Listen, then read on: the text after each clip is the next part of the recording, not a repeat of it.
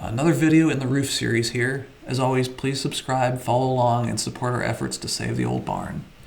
And we brought all the pre-assembled insulation, decking, and ventilation patties over to the building, loaded them in the barn, and this is kind of the calm before the storm here. 200 of these things, got all the slate brought over. We built these little pods so we could keep the slate heated so it wouldn't shatter when you put it on the roof. And then this is kind of the sad part. I really tried to save the old slate, but it was definitely at the end of its lifetime. So we had to take that off before we could install the new roof.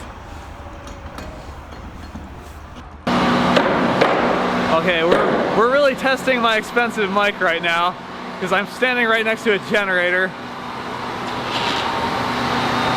and there's a lot of pounding. I should probably not stand directly under the cupola hole in case something falls in and hits me on the head.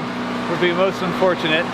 But yeah, I'm just kind of pumped that stuff's actually happening at my barn. Like, I've come over here so many times, just me walking around this empty building, kind of thinking, how are we gonna do this? How are we gonna do this? How much is it gonna cost?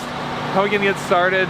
And now there's like a bunch of contractor shit laying everywhere, and generators running, and insulation, and people on the roof putting holes into things.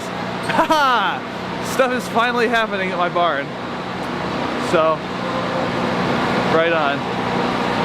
I guess that's the only thing I had to say here. I mean, it's the roof. They're not doing anything on the inside other than stacking a bunch of gear everywhere.